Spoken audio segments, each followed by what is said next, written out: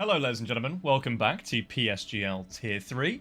It's another week, another track beginning with B, and another beautiful day to be racing in F122. Everyone's favourite arcade racing simulator. I stress it's an arcade, because it's not really a simulator. Anyway, welcome back. It is time to continue slandering the game that we all love and play. I'm George, joined by Alex once again. Time to crack on into it. It's Baku this week. How are we feeling about it? I'm very excited. This is such a difficult track. I don't think many people really enjoy it. It's not very popular on the calendar, but it has definitely brought a lot of exciting moments in the past. You know, you've got the two Red Bulls in 2018. You've got Charles Leclerc's crashes. There's all sorts of excitement that, well, hopefully we won't have the crashes today, but hopefully we get the excitement. Yeah, a couple of housekeeping notes though before we crack on. Tier 3 has undergone a few changes this week. We have a lot of absences this week for Baku. Some people with extenuating circumstances. We've obviously had, which I'm sure that many of our viewers will have seen, one driver has been banned. Won't really go into too much detail about it, I suppose, because what really is there to say other than the fact that Mr. Klaffenbach maybe was not quite as clear cut as we thought he was. But apart from that, yes, lots of absences, lots of people not currently racing. Nitro Shooter going to be moving into a reserve role moving forward because he's got some exams coming up. So yeah, it's going to be a bit of a mid-season shuffle around in the Tier 3 Championship at the moment. But we're not short on drivers, we're not short on people to be promoted into the fold either. So it'll be very exciting to see what all of these folks have got to offer. But we've only got 14 drivers tonight, so let's take a look around the tracks before we crack on into the race. Obviously, two very, very long straights and 20 corners here, often quite slow speed, 90-degree corners. Lots of them going towards the left-hand side as well. Bit of elevation change, too, through the middle section of the track. It's a nice, tight, technical track here at Baku. And can provide us with some interesting racing from time to time. Often does end up being a bit of a DRS fest, though. So, Alex, we're into it. It's qualifying time. We've got a few, well, I say more than a few, actually, unfamiliar faces this evening. Got Jensen Randall rejoining again from last week. We've got Andras Franco, who is a little bit in and out. Seen him a couple of times. We've got Timur Zelenkovic. We're going to go with Zelenkovic. I think that's right. I'm going to hope that's right. And, of course, a couple of our regular suspects in the fold too. We do. We'll be excited to see what Timur Zelenkovic can do, being one of the new drivers after the mid-season sign-ups.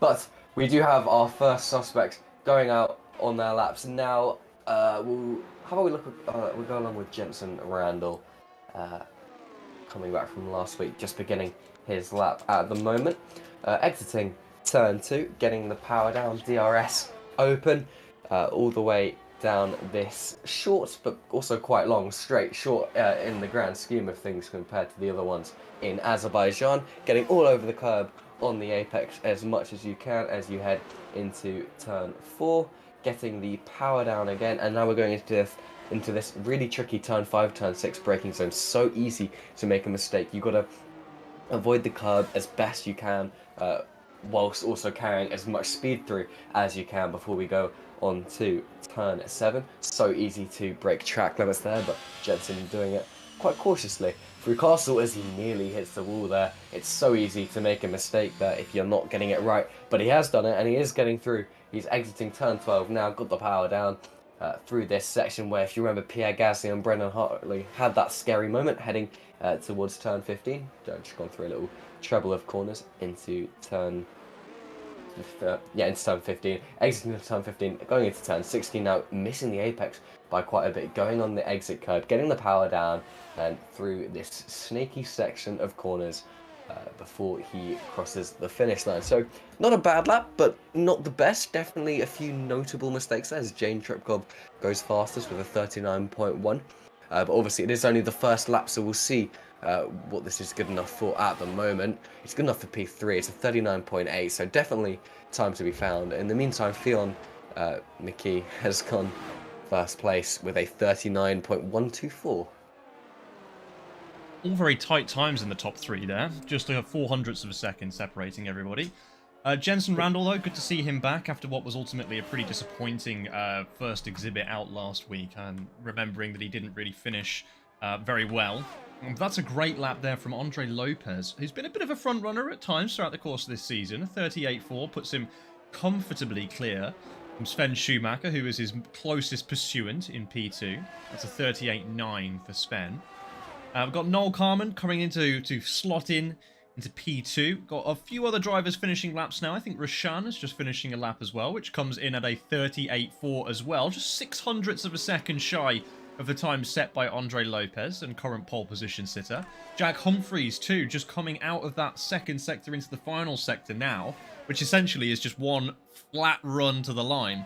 All really depends on how you finish out of turn 16, I think it is, for how the run goes onto this final straight in the final sector. Also, setup can make a big difference as that DRS wing swings open.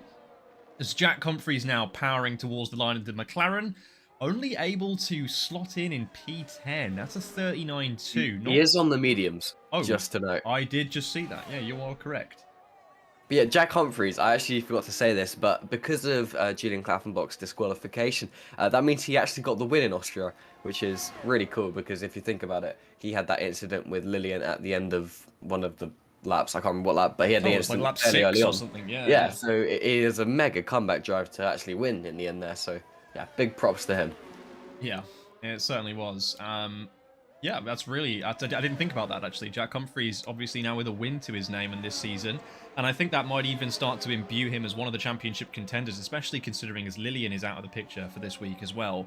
So that will help him if he's able to put anything together. Obviously on the medium tyres for the time being. I guess I'm not really sure why. We've not got the Q2 tyre compound rules as we used to have before in F1 2021 and previous iterations of Formula 1. But nonetheless, I mean, maybe it's like a strategy just to get your eye in on the track a little bit. Go in with less grip, then go in with some more after. I don't know. I'm clutching at straws here for what reason he could possibly have to be on the medium tyres, but hey-ho.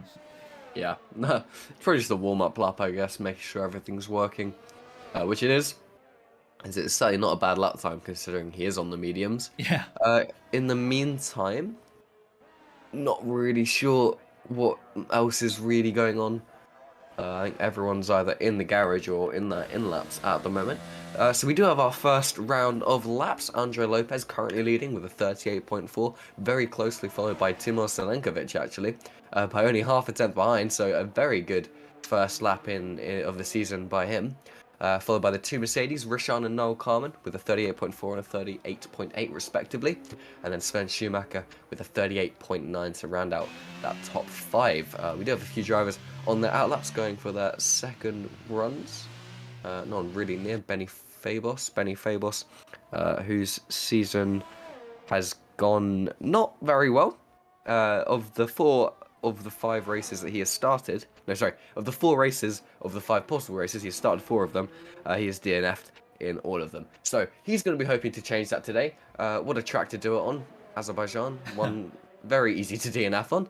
So we'll see what he can do as he's starting his, well, I guess his first flying lap since I think he abandoned his first one. So we'll see what he does. We've actually just had a new joiner to the session as well, which is Kokeni Tamas.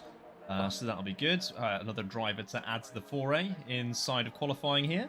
But yeah, Benny Fabos has had a bit of a mixed bag this season.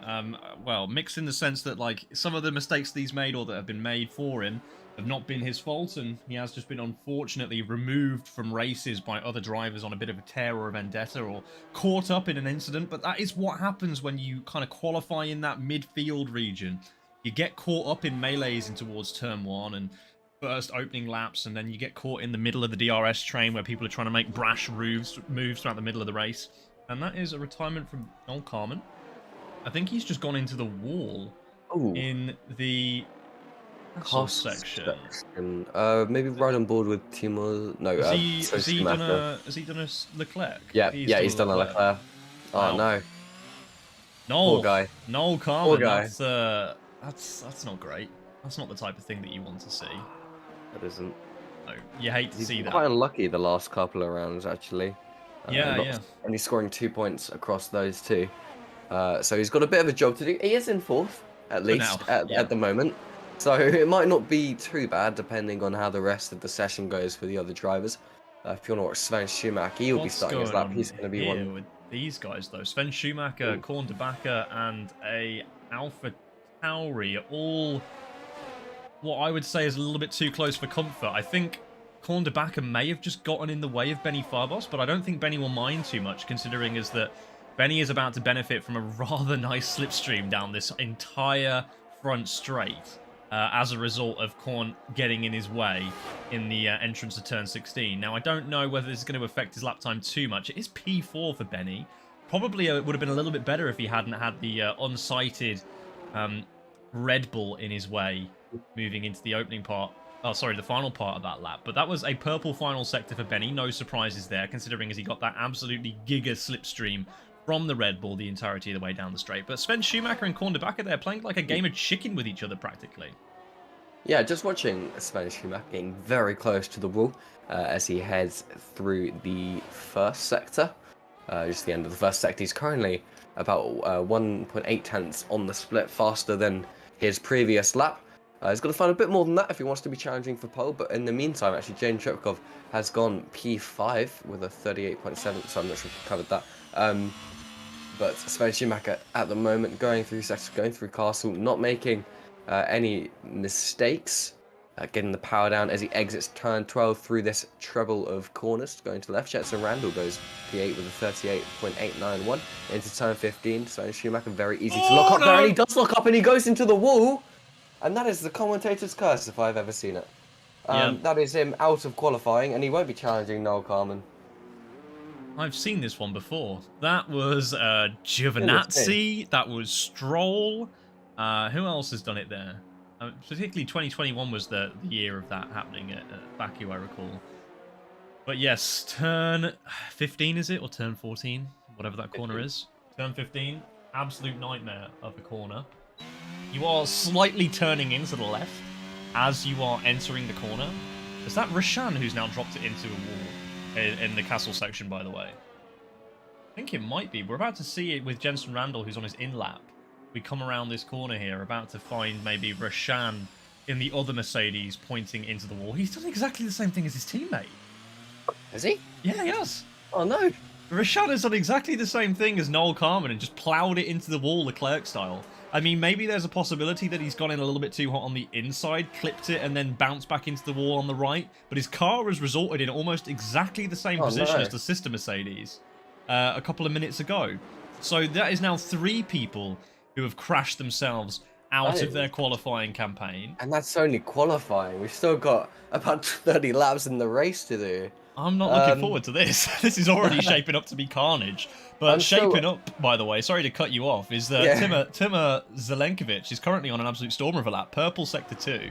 Now going to try and bury his way in towards that P1 position. He's only, what, 700ths of a second down on Andre Lopez's best time at the moment as it is. So as he comes to the end of his second run, the Ferrari will take provisional pole with a 38.128, but puts him 2.5 tenths of a second clear than Andre Lopez on that front row. That's a great lap time from Zelenkovic and a really, really big statement as he enters into Tier 3. Yeah, very promising from Sewell. I'm still amazed at that timing for Sven Schumacher's DNF. That was, I literally just said it and then it happened. Quite odd. Anyway, a 38.1 is a storming lap. Andre Lopez has got a bit of work to do before he does his final run. Jack Humphreys, I believe, is finishing. Oh, is he? No, he's not. He's run out of fuel. He's on his in lap. Yes.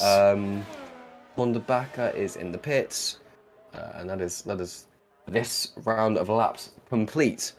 So yeah, Timo Zelenkovic with a 2 tenths gap out in front, over 2 tenths. Quite a big gap. What a way to show the other drivers that you're boss in your first ever qualifying session in F3. That's madly quick in all honesty. Not really much more to say on that. Andre Lopez has definitely got work to do. Richon isn't going to be able to challenge for that. Jack Humphreys will need to gain about 4 tenths. So, it's going to be all on Andre Lopez's shoulders. You know, if he can actually make that gap, I guess we'll see. The good news is, especially about Baku, is that there is always a lot of time to be gained here. It's a track with so many corners, so many traction zones, so many possibilities, so many opportunities to get time back. I don't think if you're currently sitting in, let's say, like P8, or let's say you're Fionn McKee currently in P7, I don't think you're feeling horrendous about your chances for getting further up the grid, because I think it's really, really difficult to do a totally perfect lap of this track in qualifying. You don't really have the tools available to you, the track condition, you have to figure it out. It's not like time trial where you're going to have immediately great grip as straight away. Some of the time in this session, it's going to feel weird. Some of the time in this session, you're going to make a mistake. It's inevitable. We're humans, we're not robots. And as such, it's very, very difficult to put together an absolutely perfect lap of this track on demand at qualifying. But Timur Zelenkovic has done an absolutely stonking job of at least trying to disprove that theory. And so far, I think, yeah, like I say, if I'm anyone maybe from like P7 or above, I'm still feeling good about my chances at challenging for the front row if I can put together a good lap. Yeah, it's definitely it's not over for anyone for sure. It is all about just hooking it up. So we'll see what they do. The drivers are out of the pits on the most part for their out laps now. You see them all. Well, Andre Lopez especially just burning as much fuel as he can to try and help him make that two-tenths buffer.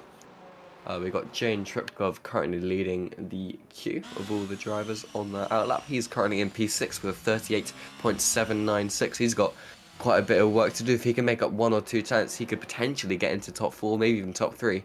Obviously, anything is possible, but realistically, I mean, it depends how much time you can gain. It depends how confident you are, you know, how your first laps were. We'll definitely see what he can do. Yeah, no, you are right. It is going to be really close at the end. If Andre Lopez, especially, if he can, you know, hook up that lap perfectly, it would definitely see a time close to Timur Zelenkovic.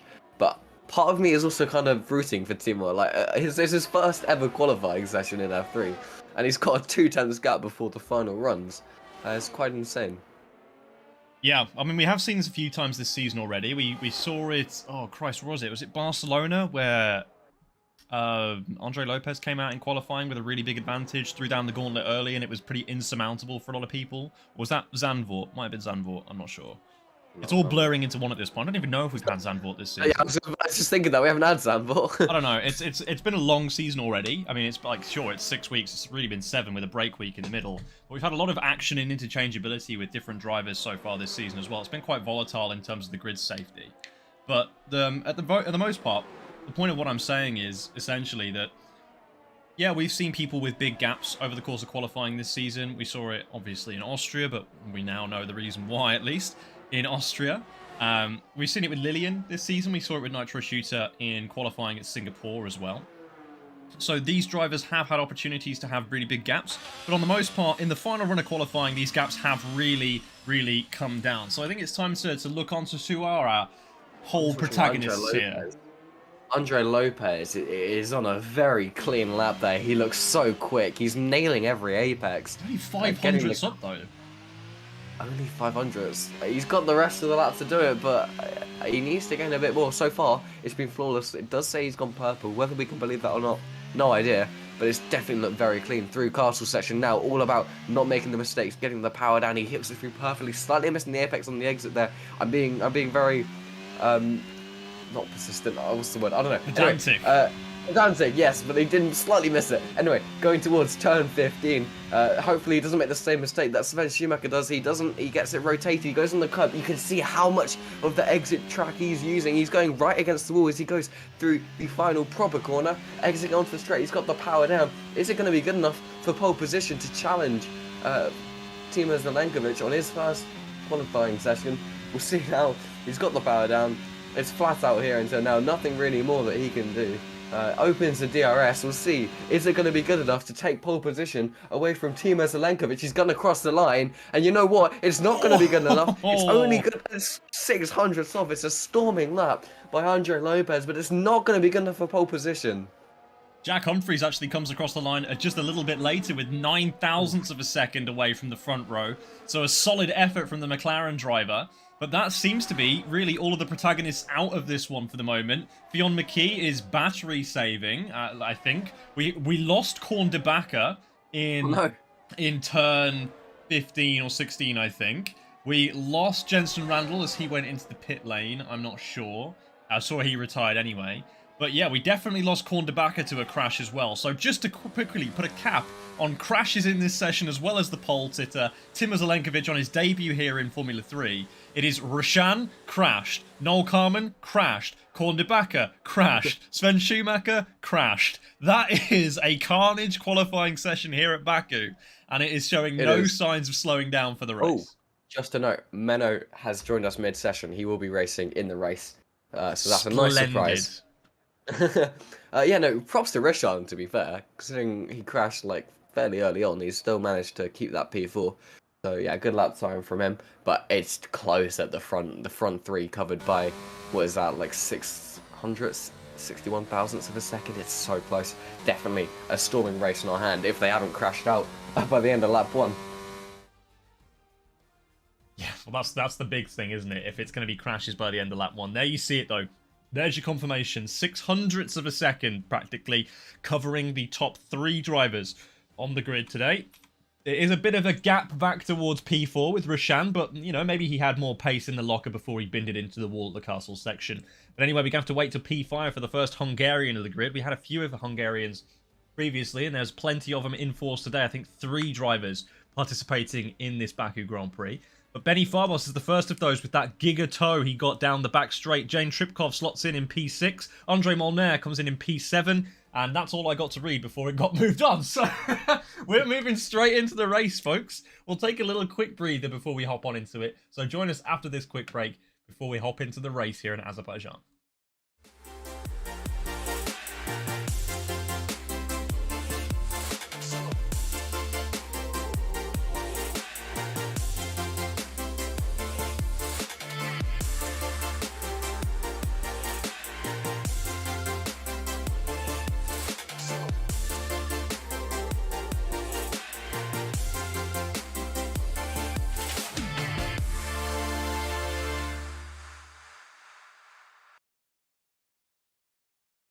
Okay, thank you for that quick word from GT Omega, our sponsors. But now, more to the point, back in for the racing. We've got 18 seconds until lights out.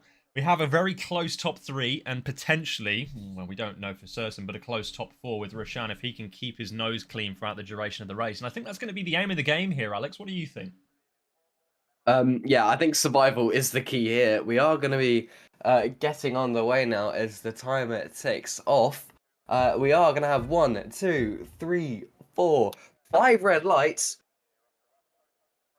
And it's lights out after a long delay there, and away we go. It's a slow start on the hard tyres. Andre Lopez getting a fairly even start to Timur covering off, and it's going to turn 1. Roshan trying to get his nose there. Jack Humphries trying to send it around the outside, and they might be going 3 wide into turn 2 here. This is going to be about who can get ahead. Andre Lopez very late on the brakes there, tries to get the position. Jack Humphries forced out. He's forced behind the Mercedes. He's now going to be under pressure from Jane Tripkov behind. Jane Tripkov not going to be quite close enough unless he tries to send it. Jack Humphries also looking down the inside of Roshan as they do make a little bit of contact going into the braking zone. Jack Humphries does lock up. Andre Lopez is ghosted. I think he hit the wall slightly. Jack Humphries trying to get a position back. He has to back out. There's carnage behind us. The Williams and the Aston Martin make contact. Andre Lopez then leads his train, but Timur Zelenkovic with a 2.2 second gap already is a dream start by the Ferrari. Yeah, it absolutely is. The Andre Lopez, Roshan and Jack Humphries just spent the entirety of this first lap tripping each other up. It's allowed Timur Zelenkovic to just absolutely coast away. He got a great start and an even better first lap. Oh, what's going on here? Did Roshan just rear-end Andre Lopez? I was on board with Lopez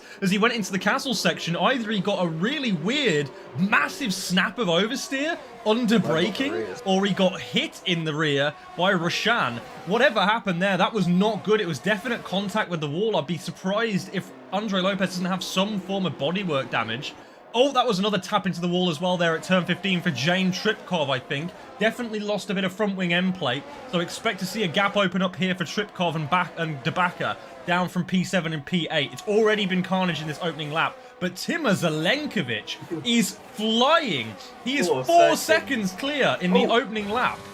Roshan going around the outside of Andre Lopez. He's going to get the position. Whether Andre did get some diffuser damage, potentially if there's a rear hit, he is backing off. He's just let Jack Humphries go right past him. Potentially some damage that's causing him a bit of drag. I'm not sure. Maybe he did get hit in the rear, unless it's a rear tyre lock. I'm not sure. It looked weird anyway. Obviously, I didn't see it from off-board, but from on-board, it certainly looked like a sudden impact or something to the same effect. And as you see, Jane Tripkov does dive into the pits, and that opens up a 1.3-second gap now with Korn de Backer back to Fionn McKee. So that's going to be a bit of a DRS shuffle back there for those guys. Fionn McKee currently fighting with Noel Carman, another driver who had a pretty rough time in qualifying. And speaking of drivers who had a crash in qualifying, it's actually a trio of them really in tandem. Sven Schumacher, Korn de Backer, and obviously Noel Carman has just now usurped Fionn McKee, but we do have a safety car out on the track, a VSC. I'm guessing that's likely to be from the debris caused by Jane Tripkov's front wing. A bit late for it to be coming out. Tripkov has already been in and out of the pits and around the first sector by now, though. Someone else might have got damage, but I can't see anything. I will keep an eye out. Yeah, not really anything that I can see. Not really sure why that's out. It's probably some sort of damage. There'll be a car with like completely no front wing somewhere. It's Azerbaijan. It shouldn't be too much of a surprise. Yes, I'm expecting quite a few of these as well this evening, just for whatever reason. A little incident here and there might just force out the safety car, whether it be VSC or full course safety car. Jane Tripkov has lost his front wing again. Again? Splendid. Again. Hold on, Jane. Tyres coming out the pits. Yeah, that would likely be it. Also, the pit entry here is a little bit strange. You can often find yourself just completely missing your mark and going straight into the wall at turn 2. Yeah. So I don't think that's an unforgivable mistake for Mr. Tripkov, but even still, that's certainly going to lay waste to his chances of this race, providing there is no safety car to bail him out shortly. I mean, to be honest, it's Baku. It's quite likely there will be. Sven Schumacher is diving into the pits as I'm pressing all the wrong keys. My apologies. I wonder for what reason, Mr. Schumacher. I think he just thought the VSC was going to stay in. He's just lost a ton of time making a pit stop. Yeah, we are green again. We are racing again. And Sven Schumacher's going to come out on cold tyres very much behind everyone else. It was the Sven Schumacher special there, by the way. It was the start on the medium tyres and then box for the hards. So he'd started on the mediums and now just wants to make it all the way to the end of the race on the hard tyres. I suppose he hasn't lost as much with some of the VSC time there, but I think in the grand scheme of things, he is ultimately going to lose out big time. So another bit of a strategy blunder from Sven Schumacher, unfortunately, this race again. Yeah, it's not that. He's fitting the Ferrari role, isn't he? Not the best strategies. Hopefully one works eventually. You know, if you try it a million times, eventually one's going to work. Surely. Is it like that old quote where it's like, if you put a chimpanzee at a typewriter, eventually he will type out the works of Shakespeare? Exactly. It's going to work eventually. In the meantime, we do have Timo Zelenkovic leading by about 3.2 seconds, so he's actually lost a bit of time in that VSC. But I don't think he's going to be too phased by that, as Rishan is leading the queue of second place. When I say it's a queue, it's only really him and Jack Humphreys as Andre Lopez out of DRS. I do think Andre Lopez must have got some sort of bodywork damage from that parcel incident early on. He's now under pressure from Noel Carman, who seems to be getting past very quickly. Even before DRS was enabled, he was right on the back of him as Jack Humphreys sets the fastest lap on the hard tyres. Talking about the tyres, we do have pretty much everyone on the hards. Always Korn de Backer's into the pits. We do pretty much everyone on the hards. Noel Carman, Felipe Sousa, and Kenny Tamas are all mediums, and now is Korn de Backer. A very good start this race for the Mercedes. They're currently in second and fourth, so good on them. I don't think Kenny Tamas is actually there. I think he's left the session, but his car is still racing for some reason. Anyway, ignore anything out of that Alfa Romeo for the time being. Either way, there is an opportunity here, I suppose, for Rishan and Jack Humphreys to make a little bit of progress up to the back of Timo Zelenkovic if they work cooperatively. If they can trade DRS with each other and not hold one another up, they can, in theory, get to the back of Timo Zelenkovic by using that DRS that they can, maybe use together, collaboratively. Yeah. You've got a lot of opportunities for DRS here, a lot of opportunities for slipstream. You guys just work together, maybe use that DRS to restore some of your batteries, push on a little bit, and then let the other person push on while you sit in the DRS and get tagged along. I'm not sure how you'd communicate that, but yeah, maybe that's like a stay behind me, let's drive to the leader type thing. I know for a fact in motorcycle racing, which is where my pedigree is, what you do is you tap the rear of the bike so that the rider behind can see that you want him to follow you up to the leading pack. That's the designated signal for that. So I don't know what it would be in league racing. Is it a little weave? Is it a little offline dart? Who knows? But Can't exactly tap the rear of the car, can you? No. Pretty good. A little bit of a penalty for that. Jack Humphries has got DRS. He's not going to be close enough to go for a move if that is what he's trying to do. Yeah, they do need to play this strategically if they want to catch up to Timo Zelenkovic. Timo has extended the gap over the last lap by about 0.3 or so. Yeah, it just depends what they try and do. Jack Humphries has got the overtake on, and he's got the DRS enabled, so he does want to make the pass before the braking zone, and he's going to do that. And he's just got himself into second place.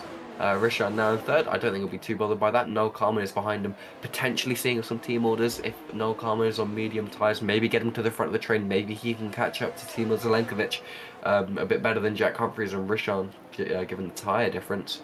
We'll see.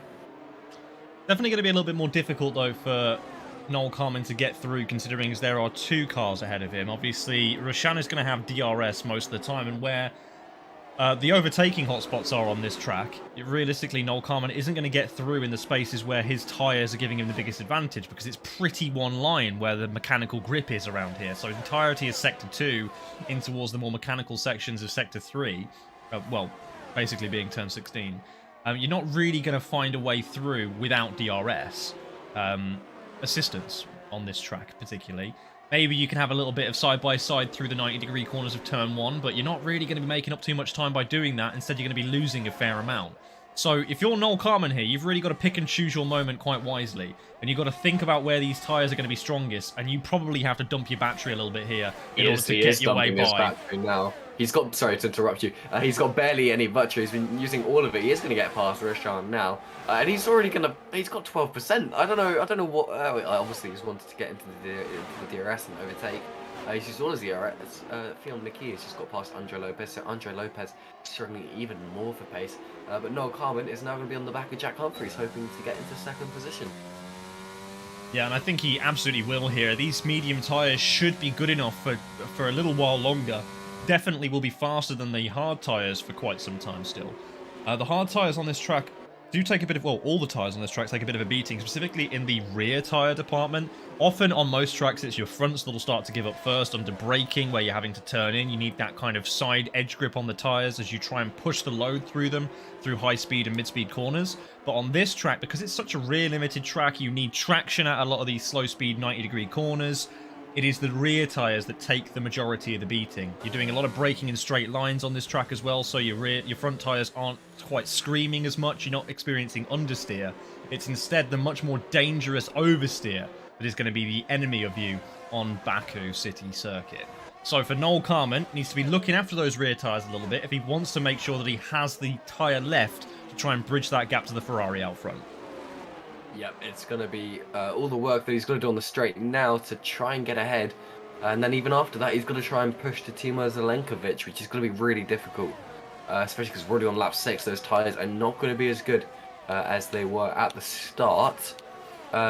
He is already using his battery, so he's making it very clear he does intend to overtake. Now, Noel Carmen's had a very good start. He's already made up 7 positions, about to be 8 as he goes to the inside of Jack Humphries, and he does get past into P2. That's 8 positions already, so those mediums working wonders for Noel Carmen.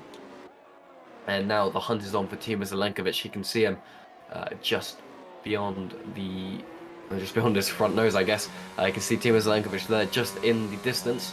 He knows what he has to do. He knows he has to catch up, and he's got to do it now. He's using his battery probably to defend from Jack Humphries, and he's just going to catch up. And he's like, what the hell just happened? I don't even know. I lost my words, but he is round. He is spun round. I'm not sure if that was a hit by Jack Humphries. It was a complete rear end job by Jack Humphries, like he just completely missed his braking point. Or maybe even, I don't know, didn't expect his opposition to brake so early, but Noel Carmen has been strewn out of this race. A mistake, perhaps, from Jack Humphries. And as such now, that is pretty much going to give curtains over to the race win for Timo Zelenkovic, barring a safety car or any kind of massive mistake from the Ferrari driver, because I think this gap for Jack Humphries, with the pace that we've currently seen from him and Roshan, is pretty much insurmountable, especially with already 7 laps down in this Grand Prix. We're waiting for the tyre strategies to come in. We've seen a couple of mistakes from drivers already, but they're not mistakes that necessarily you're going to be saying are going to cause safety cars. We've already seen one VSC, no one's DNF'd yet. But Yeah, I mean, like we say, it's racing, and you could be a minute away from anything crazy happening, but that is a dire, dire mistake from Jack Humphries. I will be certain there will be a penalty for that, because it has really ruined all of Noel Carman's chances this race. He's done so much hard work to get back to the point where he was on this grid, despite the fact that he had a rough time in qualifying, puts on the medium tyres, really makes a nice clean job of it as well, getting his way up to second place, only to get it absolutely snatched away from him in the closing minutes of his stint by Jack Humphries into turn 2. Yeah, that is really unfortunate. I think you're right, it'd definitely be a penalty there. Yeah, that's also probably ruined his chance to catch up to Timo Zelenkovic as well. Timo Zelenkovic has gained about a second with that as well. We're going to need a full course safety car to really see any change in the leaders. In the meantime, we do still have a battle for second place between Jack and Rishon. Andre Lopez is beginning to pick up the pace again. He got past Phil Mickey, and we'll see if he can get into that DRS of Rishon. He's got battery, and he's only about 3/10 behind. But yeah, that baffles me a bit. I mean, obviously, mistakes happen. It's only human. They're bound to happen at some stage. Some stage. But yeah, that's it's unfortunate for Noel. I do feel bad for him. But it's not race over yet. We do still have 18 laps left. He is just behind Felipe Sousa, or just behind the DRS of Felipe Sousa. So it's a comeback job for Noel Carman to see what he can do towards the end of this race. Yeah, certainly needs a bit of a miracle, I think, for Noel Carman, considering that he's also on the, now at this point in the race, the de facto slower strategy. He is on the tyre that is going to expire sooner. He's going to be on the slower tyre towards the end of the race as well. So needs a bit of luck to come his way with regards to safety cars, where he might be able to play a blinder with strategy. For the time being, this is going to be a rough old state of affairs for Noel Carman. I feel really, really bad for Noel Carman. He's had a bit of misfortune in the previous rounds, and yeah, it doesn't seem to be getting any better for him in this one. No, it does not. It's most likely going to be another low-scoring result, which is not what he and the Mercedes needs. In the constructors' fight, they're already 5th, despite having two very quick drivers. They both got quite unlucky this season.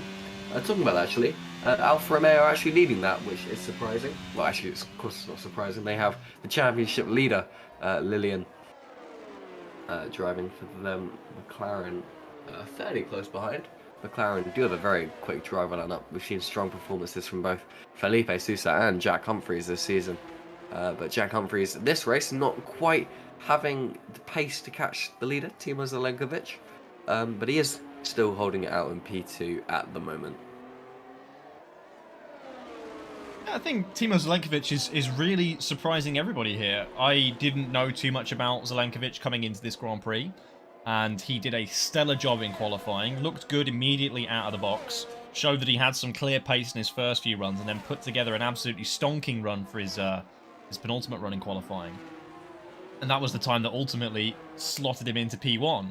So Zelenkovic here is exhibiting not only great qualifying pace, we've seen it before with drivers having really good quali pace, but it doesn't necessarily translate into the race. But here for Zelenkovic, he's having a great time in both disciplines of racing. Qualifying was clear cut. He was at 1 point 2.5 tenths clear of the rest of the field. In the end, comes down to only 0.05 of a second, but still a remarkable time for a debutant. And then again here in his debut race, gets a great start, does not squabble with those behind him who are trying to jostle for position. He himself focuses on his own race, gets clear, manages to get nearly 4 seconds of an advantage in the first lap, and he has not looked back since. No, he's doing very well on his debut. Props to him, he's not made a mistake. Yeah, he's clearly a quick driver. He's already got 5.1 seconds on Jack Humphries, which does amaze me. Phil McKee has boxed. Is that strategic? I feel like he was on the hards before and now he's on the mediums, but it's only lap 10. Unless that was for a front wing, but I don't think it was. No, I don't think so. Oh no, it was for a front wing. That's pretty wide and very unfortunate. Very easy to make mistakes here. Although, you know, we haven't actually had any track limits warnings here yet, which I think is quite a miracle. So fair props to them. And we've had no DNFs either. Not yet. I think it is realistically only going to be a matter of time, but yeah. Yes, not yet. We have a little bit of a train going on here, though, further down the order. From about Noel Carman back to Andras Frenko. we have a very long DRS train, which at the moment is looking like it could provide a little bit of spicy racing. As they're all quite close together, but not quite close enough that they're going to be making moves. It's Andres Franco at the back of this train who looks the most menacing presently. He is only 0.4 of a second behind Benny Farbos. Does have some battery to play with, which so Benny does not. So there may be a move on the table here for Andres Franco to try and maybe push himself up the order a little bit. He's already applying that battery as he exits turn 17. Now 18, 19, and 20. Going to make his way through those little kinks. And maybe, I don't know, redeploy the battery again? Or is he not feeling it just yet, Andres? No? Okay. Maybe I'm hyping up a situation that is still yet to unfurl. But at the front, Roshan and Jack Humphreys, both very close together again. We might see Roshan making a move this time around because he's 2.5 of a second behind his contender in P2. No move really going to be made. He's not making much of an effort to try and close up to the rear of Jack Humphreys, but we've seen this before where Jack Humphreys took out his teammate at this very corner. Not the same going to be happening again. Oh, wait, Noel Carman's had another incident. Oh, no, he's in the pits. He's been in the pits. Okay. Not unexpected then. Yeah, I think that is strategic. I think that's scheduled. He was on the mediums, wasn't he? Yeah, he was on the mediums. Yeah, pretty much expected to pit now. Just a comeback drive for the rest of the race. Hopefully he can get lucky with a safety car to try and salvage something from this. It's not all over. Obviously, all the other drivers do still need to pit. We do still have 16 laps, including this one. Yeah, not really. I obviously have that train going on. Oh, never mind. Andre Molnar has just crashed in Castle. Oh dear. That's a big mistake, and that's a full-blown, full-course safety car. He's lost his front wing, and that's caused a full safety car now, due to excessive debris. So, as I was just saying, there was not really much going on. It has all exploded, and we have the full safety car. Timo Zelenkovic is going to be gutted with his 6-second gap that he's just lost. We'll see how easy it is for him to make that up again. I'm sure we'll see a lot of drivers into the pits. Timo Zelenkovic does look like he's going to be coming into the pits. It is only like 15 laps left, so maybe the mediums can be stretched that far. I guess we'll see. I think they can, yeah. I think they can be stretched that far. I think it's more than likely that we'll see all these drivers now popping onto the medium tyres. I'll bring up the tyre allocations at the moment for people, or as in what tyre people are on, the tyre designations, I suppose you would say. As you can see, everyone's going onto the medium tyres. It's a front wing change for Jack Humphreys. Whether he had some minor damage or not, from maybe hitting into the back of Noel Carman, either way, certainly an interesting state of affairs that Jack Humphreys has just come out practically millimeters in front of Menno Nilsson, who started down in P15, I want to say, and is now up into P4 with this safety car. Sven Schumacher, who was one of the unfortunate pitters early on, has now come back into the pits in P11, strapping on a new pair of mediums, or a slightly used pair of mediums. But everybody else has come in.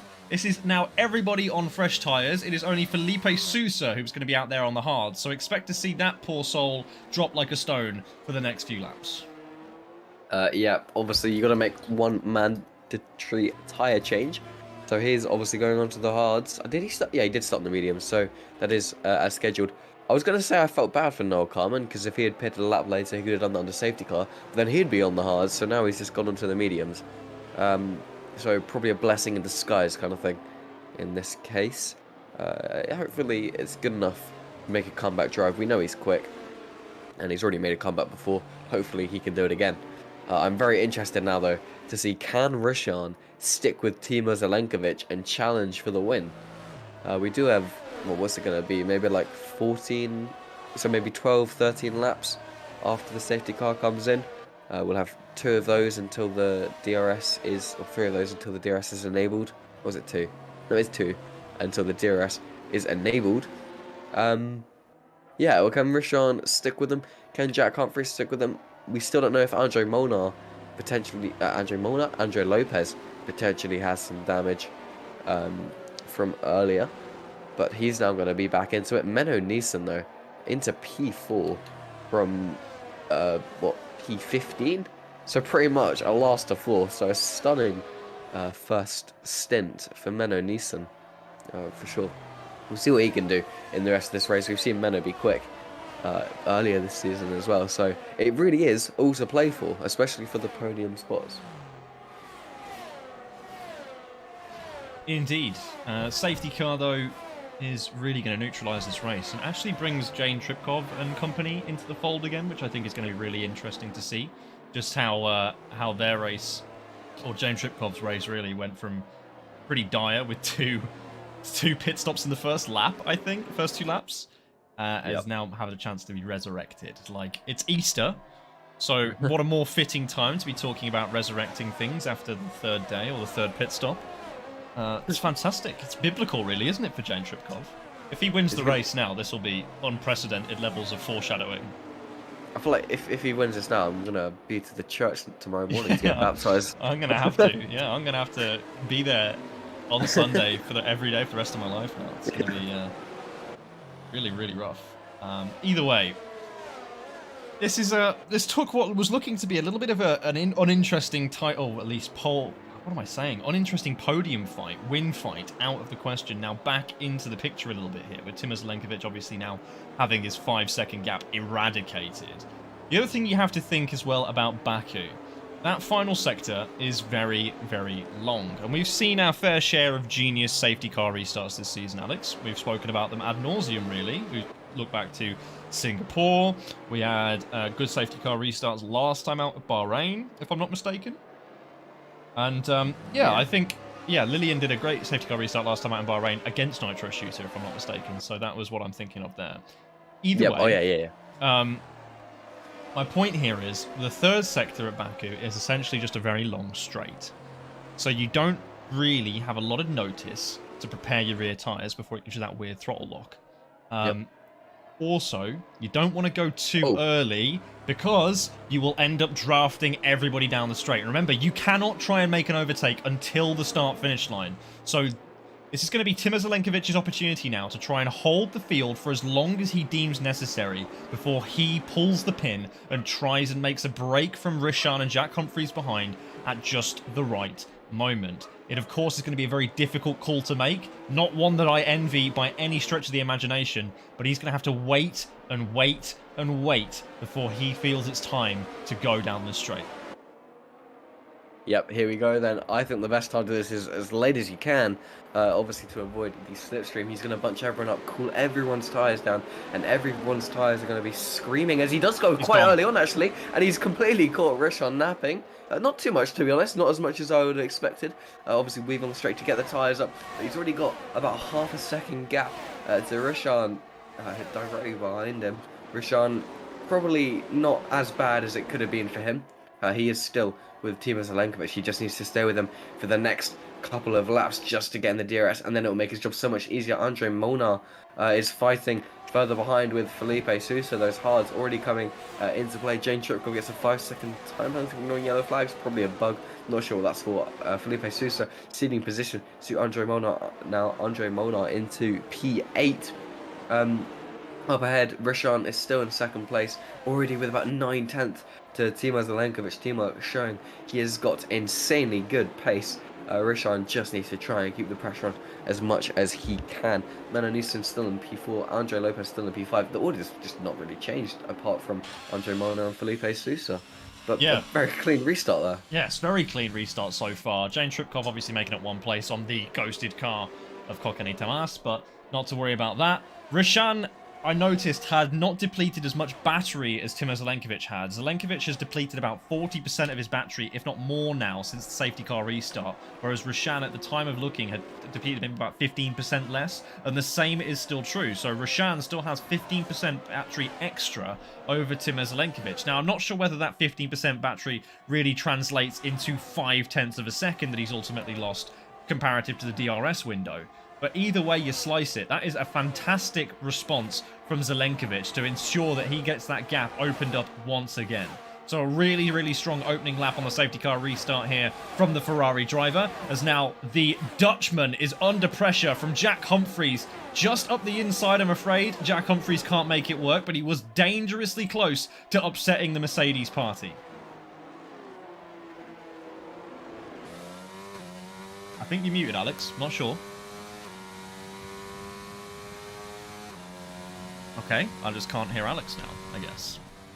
Sweet. Well, I'll vibe as best I can. No, just can't hear Alex. Okay. Sweet. Not sure what's going on here. I think Alex has just disconnected or something. I'll try and carry it for the time being, don't worry. Timur Zelenkovic, anyway, up the front of the field. It's a bit of a battle going on, actually, all down the order at the moment. We look at Andre Lopez. He's managed to get past Menno Nielsen again, but in the process of doing so, has just lost touch on the DRS to Jack Humphreys. Needs to try and really hustle this car, which I'm assuming is damaged to some extent, through this middle sector, which is arguably going to be the worst sector to try and hustle it, if it is damaged. Up to the back of Jack Humphreys, because, again, Roshan not really making much progress onto the back of Timur Zelenkovic, so that's going to be the front of your train here. Andre Lopez really is pressing on. You can see how aggressive he's trying to attack the entry to turn 15 and now turn 16. A little bit more pedestrian on the entry. That's a very wide and interpretive track limits violation there from Menno Nielsen, but that inevitably slots him just outside of DRS if he doesn't get a wiggle on with his ERS button. So anyway, moving on. Andre Lopez back inside of DRS. Jack Humphreys inside of DRS. Rashaan Smith not inside of DRS here. So this is where DRS now gets enabled. It's the crucial crunch time for all these drivers, and they need to now start jostling for these positions. Pretty much everybody back down as far as now just Andre Molnar, but that's fluctuating. So down as far as Noel Carman is inside of DRS of one another at the moment, with the exception of Timur Zelenkovic out in the lead with Rashaan Smith in behind. So Rashaan needing to get a move on here if he wants to get that DRS and keep himself covered from Jack Humphreys behind, and still with the opportunity to attack Timur Zelenkovic ahead. These are the questions now that DRS can only answer, especially at a track like Baku. Where else are you realistically going to overtake? Yep, Rashaan turning the ERS back. Sorry, I have to go for a second. Rashaan does need to turn on the overtake this lap if he wants any chance of winning this race, and it's going to make it so much easier to defend P2. But just in 2 corners, he's lost about 2 tenths. So Timur really confident in his cornering, and he's going to be, and Rashaan is going to be under pressure from Jack Humphreys now because he's not going to be able to get into the DRS. Timur just has that ERS to use, and he's just got that natural pace to use. I'm really astounding me in his first race in PSGL F3, and he's dominated. He's led every single lap. He's got pole position. He's probably going to get fastest lap. Well, he's probably going to get fastest lap as well and make it a Grand Slam. In the meantime, Jack Humphreys is on the back of Rashaan. He's within 4 tenths. Can he try and get into P2 now? Can he try and chase after Timur Zelenkovic? We'll see. Jack Humphreys with a slightly less ERS than Rashaan. He's got the DRS. He's not even going to need to use the ERS. He is going to be fighting probably past before turn 1. He is going to be past before turn 1, before the braking zone, and that is Jack Humphreys into B2. It's his opportunity now to get into the DRS of Timur Zelenkovic. Can he do it? Can he try and put some pressure on the man who has led every single lap, who has dominated this race so far? It's all to play for as well. You've got Andre Lopez behind Rashaan. If he can make anything of it as well, we'll see.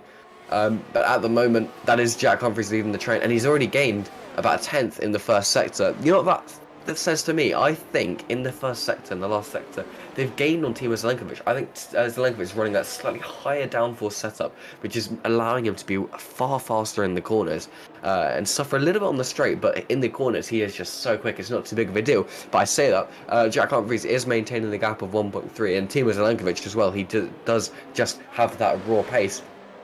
Jack Humphreys needs to use the battery, needs to be very confident on the throttle to try and get into this DRS. It's so close, it's 3 tenths of a second, that's literally nothing. But it's a lot when you think about how fast the F1 cars are going. It's still on 1.2, but to be fair, this is really good pace from Jack Humphreys, and it is looking quite promising to maybe see if he can get back into the DRS. And he's already extended about 7 tenths to Rashaan right behind him. Jack Humphreys at the moment not quite there. He is also using his battery, to be fair, to aid him to get into this DRS, but Jack Humphreys showing a lot of pace. He's already got a second on Rashaan.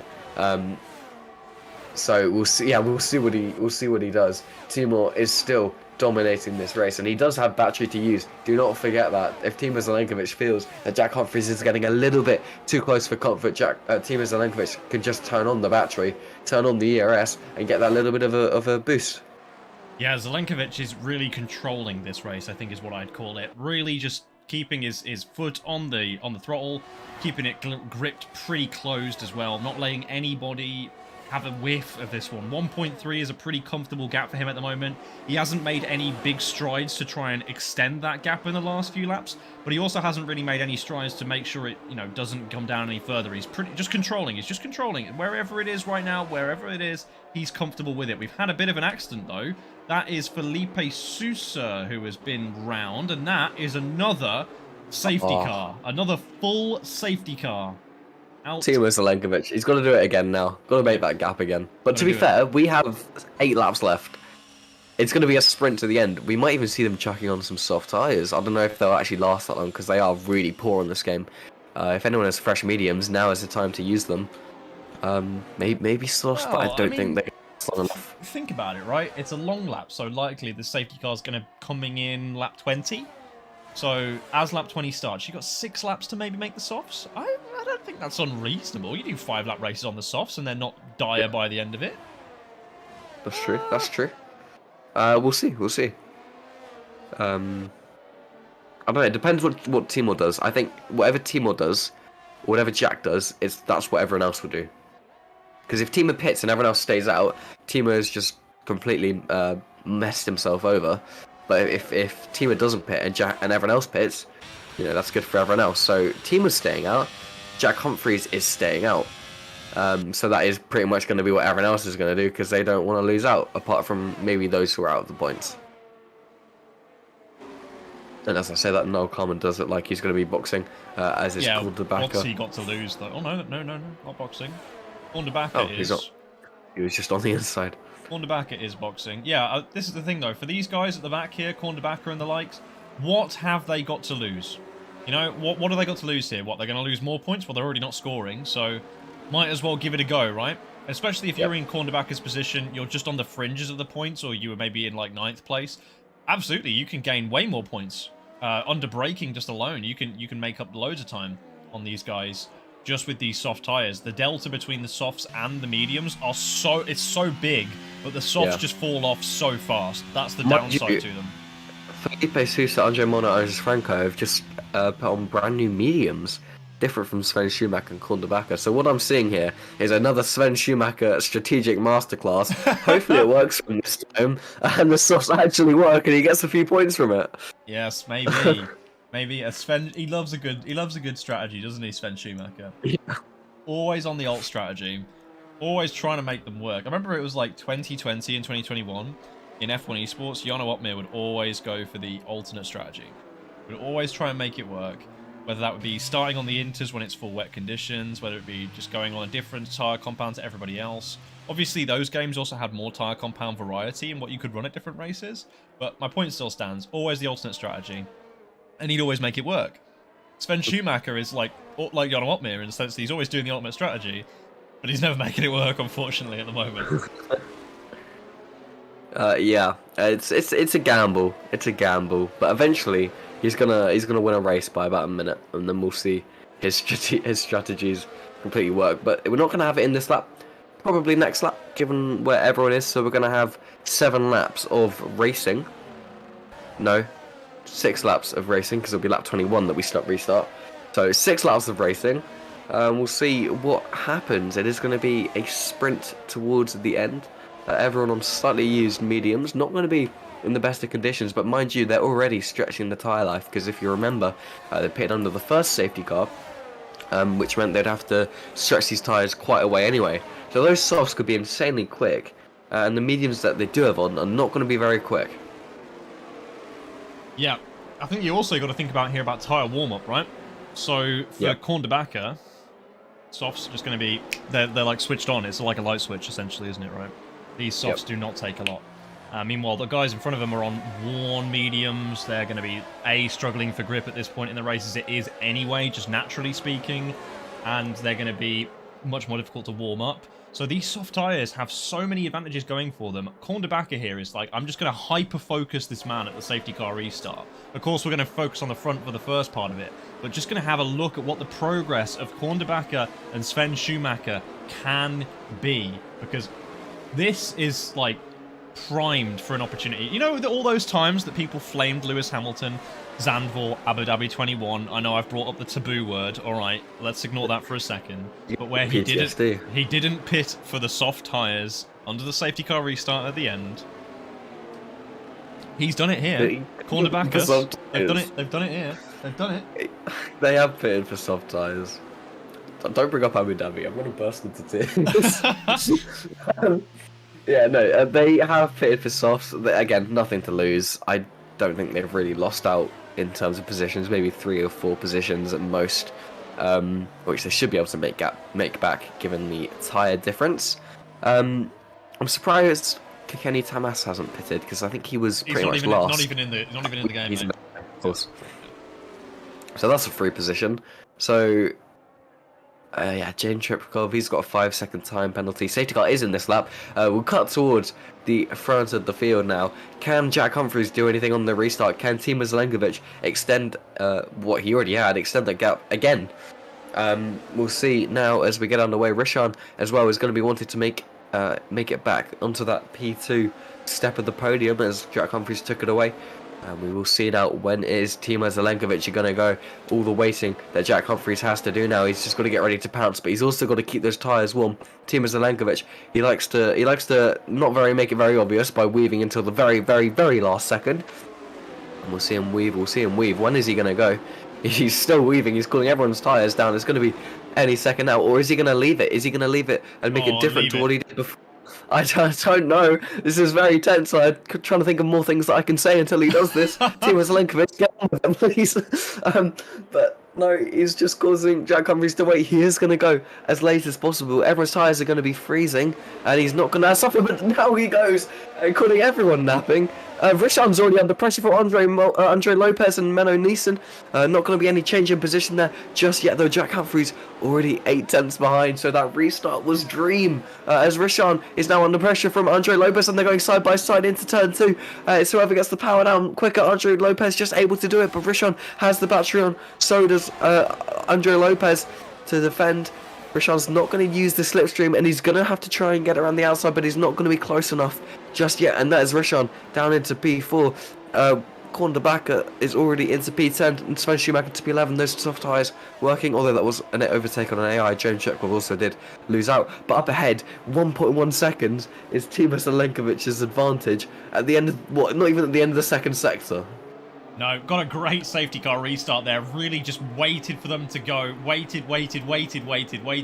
Knew he had the advantage because he knows when he's going to go. Everybody else behind has got to kind of stop weaving a little bit sooner than he does, just to make sure that they're going to be ready for when he eventually does pull the trigger. And he did do so very, very close to the start-finish line, but he does get it done. Doesn't leave a lot of opportunity for Jack Humphries to get back inside of his DRS, but it is still flirtatiously close, delectably close. You can almost smell the scent of the oil being burned off the back of that Ferrari if you're Jack Humphries, because you're still just ever so slightly outside of that DRS range. Of course, DRS is not going to be active inside of this lap, so you do have a little bit more time to try and play with it, but I would assume that pretty much all their batteries are going to be depleted. Again, Zelenkovic's battery much more depleted than that of Jack Humphries. Jack Humphries did use 10% or so less than Zelenkovic on that safety car restart, and that's now being reflected with Humphries using a little bit of a squirt as he comes over the start-finish line, just to ensure that this gap stays beneath a second.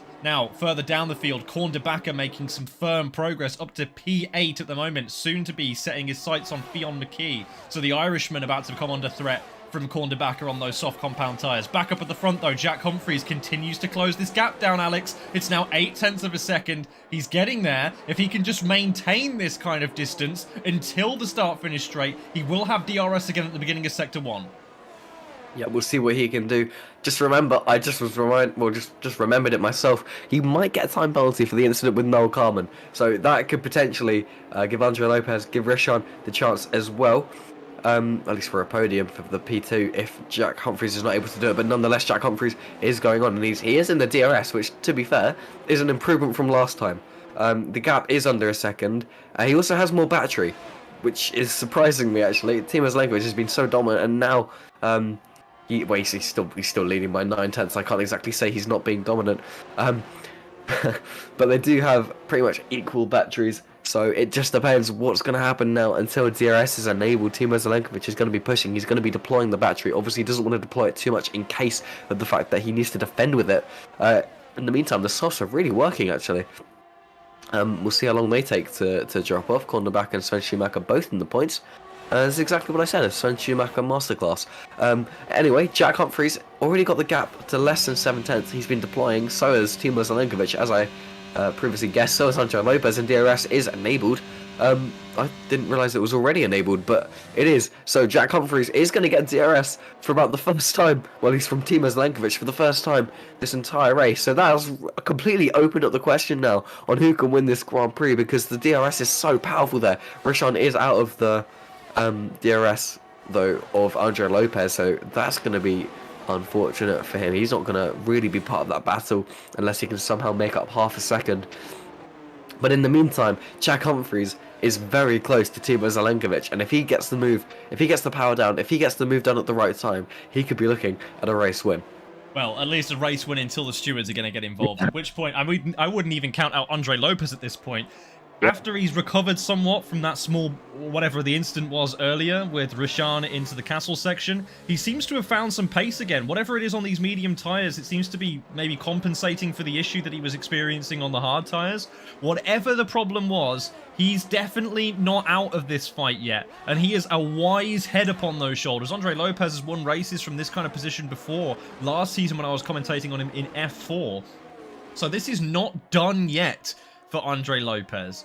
This is still very much a live race for all of these three drivers at the front. Roshan, I think we can discount from this one now. He has not got the pace to stick with these guys now they've really pulled the pin at the front of the field. Now the DRS is about to be available here for Jack Humphries to just slurp all of. He's going to just drink this DRS down, bask in its glory as he manages to get closer than he has been since the very start of this race to Timo Zelenkovic under green flag conditions.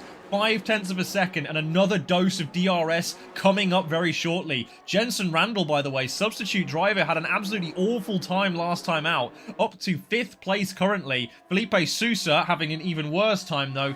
He's yellow flagged somewhere in sector 1. He's down in 15th. Bit of a nightmare scenario for him there. But back at the front, looking down at this fight, Jack Humphries still very much in this.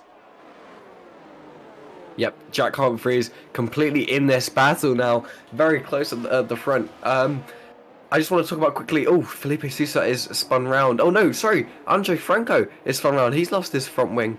I'm not sure who was involved in that, but that is unfortunate, whoever that was. Yeah, very slow there. Not entirely sure what's gone on. But Jack Humphries is within half a second, and I genuinely think he could really have a shot of winning on track here. He's going to take Timo Zelenkovic's Grand Slam away from him, potentially. I was going to say something, I completely forgot what it was, so never mind that. Andre Lopez is still, as well, very close to the back of Jack Humphries, and it really could be any of them crossing this finish line first. It all depends with who has the battery, who uses the battery at the right time, and who makes the move at the right time. How late do they want to leave it? Obviously, when you're using the DRS, it could be on the last start-finish straight. We saw that with Esteban Ocon. No, we saw that with Lance Stroll and Valtteri Bottas here back in, 2017, I think it was, on the last lap, where Valtteri Bottas just nicked nicked P2 away from Lance Stroll on the very last lap. We might see that again here. I'm not sure, but Jack Humphries is very, very close to Timo Zelenkovic, and Timo Zelenkovic might be starting to feel a bit of pressure, which he hasn't had all race, because Jack Humphries is right at the back of him. Meanwhile, Cornerbacker and Sven Schumacher, I'm going to keep mentioning these guys because their strategy is working. They're in P6 and P7, so very well done to them. Andre Molnar retires from the session. Is that a crash? Yes, it is a crash. Yes. Very unfortunate. Benny Fabos might be on track to get his first points, his first finish. So good on him. Jensen Randall as well, getting his first finish, his first points in P5. Very well done from him. We do have this and next lap, and then we are done. Can Jack Humphries get into the lead in time? We're about to find out. Andre Lopez still very close behind, as well as they go towards the castle section for the penultimate time. But it really is all to play for as we're about to start the final sector of this lap. As Menno is also retired I think that's also a crash. Yeah. Very unfortunate for him. I think he had a bit of an incident with Jensen Randall or around that sort of area, because I remember he was contesting Jensen Randall for 5th place at one point, then all of a sudden dropped down to 12th and has now gone off at the end of Sector 1. So not a great result there for Menno Nielsen. Missed qualifying, had a great recovery, and it all got taken away from him in some way, shape or form, whether it was a mistake of his own doing or somebody else doing it to him. Anyway, this is it now. Jack Humphries, the last time they're realistically going to get a big helping of DRS, the entirety of that front straight is coming up. So it's now or never if you want to make your move, Jack, and he is going to do so. He's flirting with the ERS button. Timo Zelenkovic is not having any of it. He's not using any ERS. He's going to let Jack Humphries have the lead into lap 26 and now going to fight him in towards turn 1. Going to try and make his life as uncomfortable as possible. He has 43% battery and counting here for Timo Zelenkovic. He might have played this one to perfection. That DRS zone is so far up the straight, he might be able to get Jack Humphries before the line if it does come down to that. Of course, Andre Lopez not out of the equation either, especially if these two come to blows for whatever reason. A Spaniard still looking menacing in that Red Bull in the rearview mirror of the Ferrari. Zelenkovic now, of course, just going to try and make himself look as big as possible in the rear view of the McLaren, as Jack Humphries up front doing his best to just try and manage the pressure, manage the gap, manage the distance, as it's already 4.5 tenths of a second. It's not much, but it's honest work. Now into the castle section. If anything's going to go wrong, it's going to go wrong here. So Jack Humphries keeping his nose very, very clean, at least trying to keep it out the wall. It was damn well close to it for all these guys, as they're right on the edge of the grip of these tyres, of their driving ability. This is it now for the Baku Grand Prix. Can they make it into this little triple apexing, fast, speedy left-hander down in towards turn 15? Very easy to lock, but all the drivers get through safely. Andre Lopez right on the gearbox, but has to back away. And now Jack Humphries has it all to do. How can he defend against it? Let's bring up that telemetry once more as we see Timo Zelenkovic burning through the battery. Not going to have it on through turn 20, as now here he goes. The DRS about to get opened. Is it going to be a run to the line here? Is Timo Zelenkovic got anything left to give? The DRS is open. The ERS is open. He's gaining. He's gaining. He's not got him by the line. Oh, it's so close. 6 thousandths of a second between Jack Humphries and Timo Zelenkovic. It was close, but no cigar. Oh, sorry. What a finish. It was a risk that Timo Zelenkovic took to let Jack Humphries pass, and it's not paid off by 6 thousandths of a second. That is a win, for at least at the moment, before penalties. Forget penalties, whatever. Jack Humphries has won on track. What a win. What a win. What a finish to the Azerbaijan Grand Prix here in Formula 3. You won't see a closer finish all week. Wow. That is really, really quite something. Further down the field, though, Andre Lopez recovers into 3rd place. Doesn't quite have the opportunity to make anything happen on the final lap, but it was close enough for at least an opportunity. Even still, Roshan comes home in P4. I think it is Jensen Randall who comes home in P5 as well. A really great performance from the reserve driver, who had an absolutely dire time in his debut last week. But that is one hell of a Azerbaijan Grand Prix. Korn de Bakker on those soft tyres from 12th on the grid to 6th overall, with Sven Schumacher in close pursuit in 7th. Noel Carman, who had a pretty awful, shady race of things, ends up getting into 8th. The Swedish driver won't be too disheartened with that. It's a points finish. It's 9th for the Irishman, Fionn McKee, and 10th, the first points of the season for Benny Fabos. The first finish, the first points. He'll be happy with that. Yes, what a win. I do feel for Timo Zelenkovic, because he did dominate. He led every lap apart from the last two. Yeah, that was a great finish. I really did enjoy watching that for sure. Yeah, next week, I believe it's China. Yes, it is China. Which we'll see how Timo Zelenkovic can come back from that, if he can go for the win. Just looking in the chat, people seem pretty confident that Jack might get a penalty. I'm not sure. I don't want to say anything now. I don't want to burst his bubble. Yeah, I have a feeling he might. It was a great race finish anyway, but I do have a feeling that Jack Humphries may be receiving a penalty for earlier excursions with Noel Carman in towards turn 3. Either way, though, folks, that's going to be it from us this week. Join us again same time next week for Tier 3 action in PSGL Like Alex says, it's going to be China, a track that we don't go to anymore in real life, but a track that has provided us with some good racing before in the past and some pretty boring racing. But we'll see how it plays out in sim racing because it's an entirely different world out here. Thank you for joining us. We'll see you again next week. See you later.